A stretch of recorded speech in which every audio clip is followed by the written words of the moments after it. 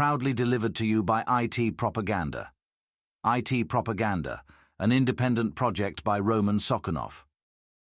Competition inside a black box. GANs, Generative Adversarial Networks. When we talk about GANs, Generative Adversarial Networks, the word adversarial might seem a little puzzling at first. In most cases, adversarial suggests conflict or opposition. But what does that mean for artificial neural networks? Why would a machine learning system include something as intense as internal competition? Let's break it down with a simple analogy. Imagine a car with multiple engines, each one trying to outperform the other. In this scenario, when the car climbs a steep hill, the more powerful engine kicks in, like a robust V8 engine designed for heavy loads. However, when the car hits the autobahn and needs high speed, another engine takes over, perhaps a turbocharged V6, engineered for maximum velocity and streamlined performance. And when the car navigates through city traffic, a smaller, more efficient electric motor might become the key player, offering agility and fuel efficiency.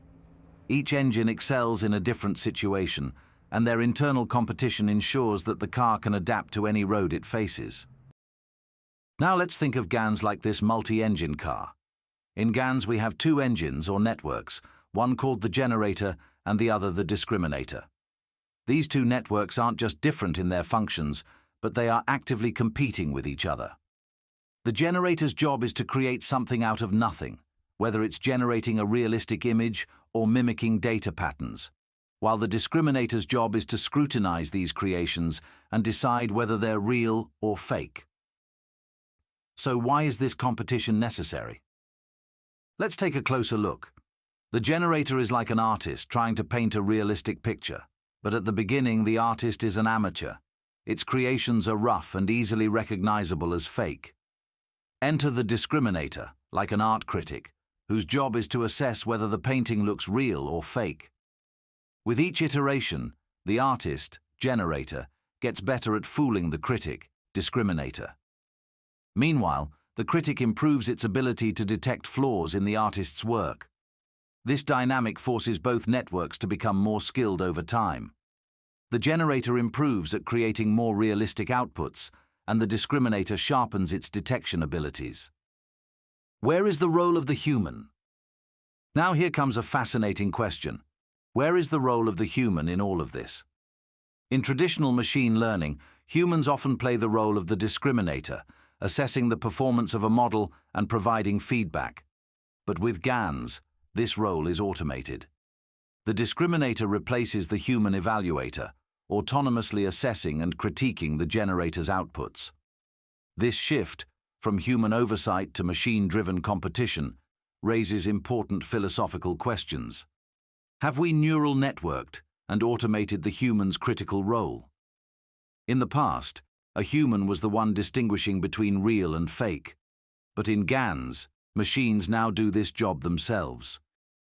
This change could be seen as a step forward in efficiency, but it also nudges us to reflect on what happens when humans are no longer essential to the loop of feedback and improvement.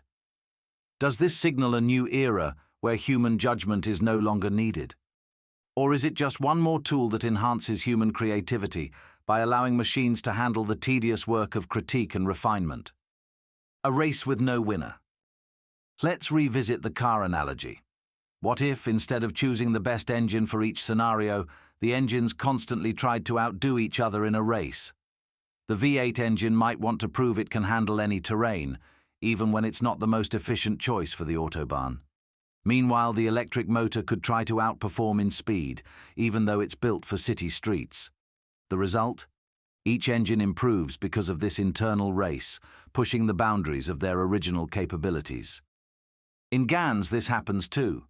The generator and discriminator improve through their constant rivalry, but there's never a definitive winner.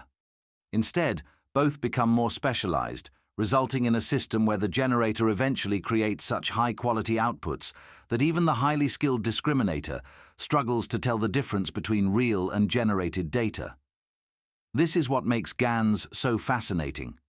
They thrive on this adversarial relationship, constantly pushing each other to new heights of capability. Adversarial competition versus product improvement. As we can see, adversarial networks aren't improving their products through deliberate product improvement strategies. Quite the opposite. They improve their outputs as a result of self-improvement driven by internal competition. This process echoes the Japanese concept of Kaizen, which focuses on continuous incremental improvement.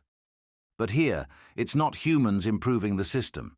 It's the system improving itself. What's perhaps unsettling about this is the realization that the discriminator is not a new concept. Previously, the discriminator's role was played by humans, interacting with neural networks and providing feedback. Now, we've automated and neural networked this role. The discriminator works autonomously, without human intervention. Yet, rather than dwell on fears of human redundancy, let's pause at a brighter metaphor. A GAN is like a car that improves itself as it drives, constantly adapting to the driver's behavior and the road ahead. It is not simply a machine following fixed rules. It's an evolving system, competing with itself to become better with every mile. Proudly delivered to you by IT Propaganda.